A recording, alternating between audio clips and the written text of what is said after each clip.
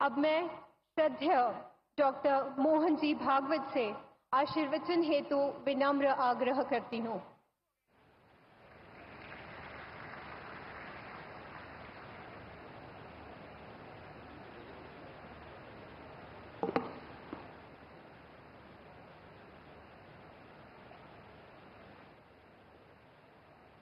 आदरणीय प्रधानमंत्री जी, पूज्य स्वामी अवधेशानंद जी महाराज, पूज्य स्वामी गोविंद गिरी जी महाराज, आदरणीय मुख्यमंत्री श्रीमान देवेंद्र जी, केंद्रीय मंत्री श्रीमान नितिन जी, माधव नेत्रालय के मंचस्थ कार्यकर्ता वृंद, उपस्थित सज्जन, माता भगिनी,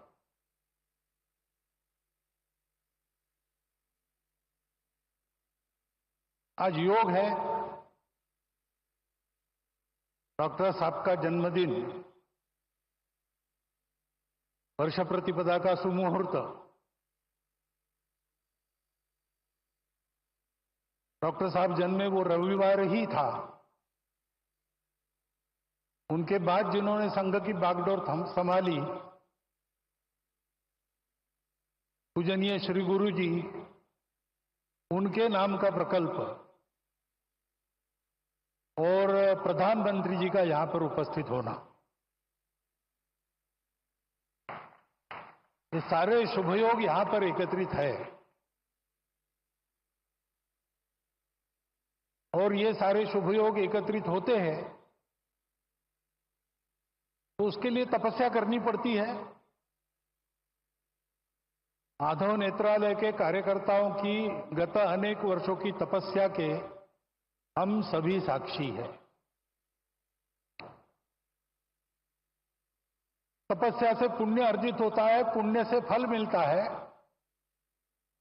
लेकिन वो फल अपने लिए न रखते हुए उसका विनियोग भी लोक कल्याण के लिए ही करना,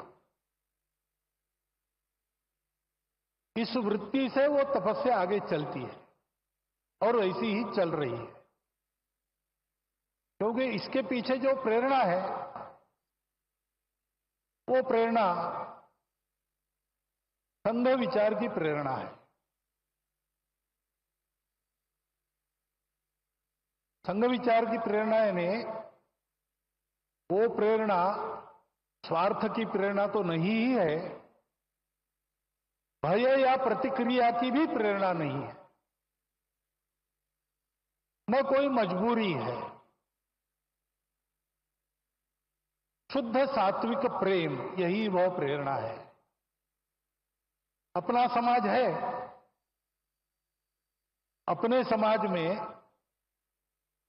दृष्टिहीनों के उपचार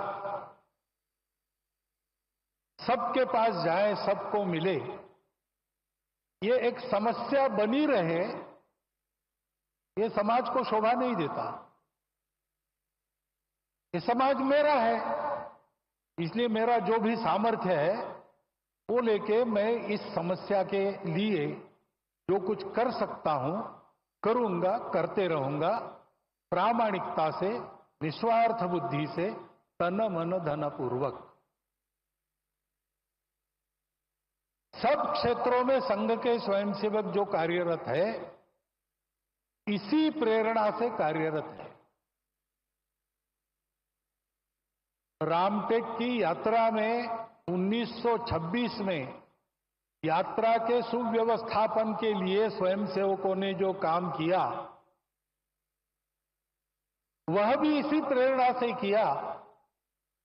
और आज इतने सारे क्षेत्रों में सेवा चल रही है, छोटे बड़े प्रकल्प, उपक्रम सब मिलाकर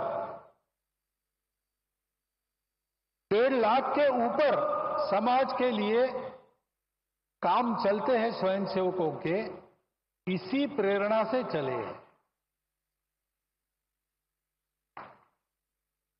यही प्रेरणा है वो स्वयंसेवकों को अपने लिए कुछ न चाहते हुए सबके लिए कष्ट करने की प्रेरणा देती है।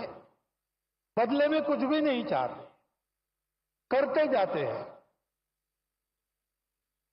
ऐसी लंबी यात्रा के कारण समाज ने देखा परखा संघ के स्वयंसेवकों को और मान लिया। उसके फलस्वरूप अनुकूलता भी आई, बाधा भी दूर हुई, आगे बढ़ रहे हैं स्वयंसेवक, लेकिन ध्येय की वही दृष्टि कायम है। और ये सारे सेवा के काम दया भाव से नहीं चलते। एक तो समाज के प्रति प्रेम है और दूसरे तो वास्तव में समाज में सबको ही दृष्टि देनी है।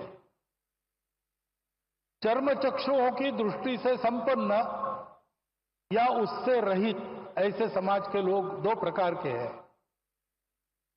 लेकिन सदा सर्वदा जीवन में जो दृष्टि आवश्यक होती है, जीवन में हमको जो कुछ मिला है परिस्थिति के रूप में, उस परिस्थिति का अधिकतम उत्कृष्ट उपयोग करते हुए अपने जीवन को सार्थक बनाना, अपने जीवन को निरामय बनाना, अपने जीवन को स्वस्थ बनाना, ये सारा करने के लिए जो जीवन की दृष्टि चाहिए वो जीवन की दृष्टि ही है।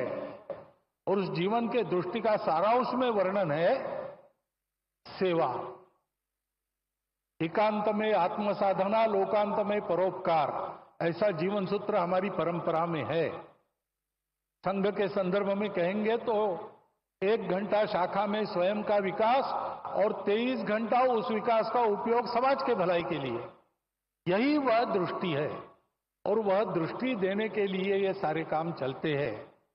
ये सारे काम इसी दृष्टि से चलते हैं, इसलिए उत्तम चलते हैं। और ऐसे ही उत्तम चलते रहेंगे। अनुकूलता पाने के बाद भी, साधन संपन्नता होने के बाद भी करने वालों का भाव यही रहेगा, तब उस साधनों का उपयोग भी अच्छी तरह होकर समाज लाभान्वित होगा। केवल लाभान्वित नहीं होगा, समाज विश्व को लाभान्वित करने के लिए योग्य बनेगा और विश्व के जीवन में अपनी भूमिका को ठीक से अदा करेगा। इन सारे सेवा कार्यों से यही हो, इस इच्छा से स्वयंसेवक काम कर रहे। उसमें से एक यह माधव नेत्रालय का काम है। आज वर्षीय प्रतिभागिता के दिन उनको सब प्रकार की शुभेच्छा मैं देता हूं, आपको भी देता हूं। और आपके और माननीय प्रधानमंत्री जी के बीच ज्यादा खड़ा न रहते हुए, क्योंकि उनको सुनने की आज मुझे भी उत्सुकता है, मैं मेरे शब्द को विराम देता हूं।